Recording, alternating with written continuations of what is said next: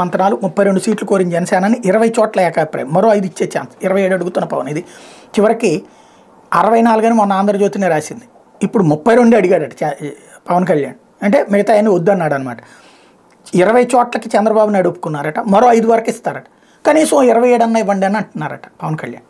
ఇంత ఇది జనసేన తెలుగుదేశం పార్టీ పొత్తు భగ్నమవుతుందని నేను అనను, కానీ పూర్తి అసంతృప్తికి కారణం అవుతుంది 25-27 ఇస్తే కనుక. ఎందుకు అంటే కాపు సామాజిక వర్గం బలం ఒక ఎత్తు, పవన్ కళ్యాణ్కి ఉన్నటువంటి ఇమేజ్ ఒక ఎత్తు. పవన్ కళ్యాణ్కి 25 ఇచ్చేయడం అంటే పవన్ కళ్యాణ్ అది భారతీయ జనతా పార్టీతో కలిసి పొత్తు పెట్టుకున్నా సరే అవి ఆటోమేటిక్గా 25 దాకా తనే గెలవగలుగుతాడు ఓపెన్గా, బీజేపీ జనసేన గెలిస్తే. సరే బీజేపీ జనసేనని పొత్తుని విడదీయడం ద్వారా ఆ ప్రయోజనాన్ని తను పొందాడు చంద్రబాబు నాయుడు.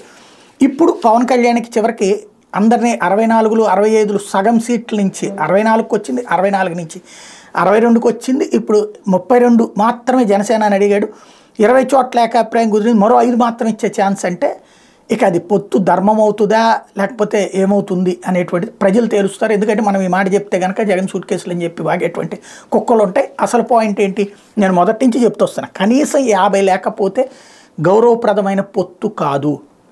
ఎందుకు అంటే తనకి పవన్ కళ్యాణ్ ఒక పొత్తు ప్రధానంగా తన ముఖ్యమంత్రి అభ్యర్థిగా జనసేన భారతీయ జనతా పార్టీ తరపున నిలబడుతున్నప్పుడు ఇవాళ కాబట్టి 29కైనా ముఖ్యమంత్రి ఛాన్స్ అవుతుంది. ఇప్పుడు ప్రతిపక్ష నాయకుడికి ఏకంగా వచ్చే అవకాశం ఉంటుంది. అలాంటి సిచ్యుయేషన్లో తన ద్వారా తెలుగుదేశం ప్రయోజనం పొందుతోంది, కానీ తెలుగుదేశం ప్రయోజనం జనసేనకి ఇవ్వట్లేదు.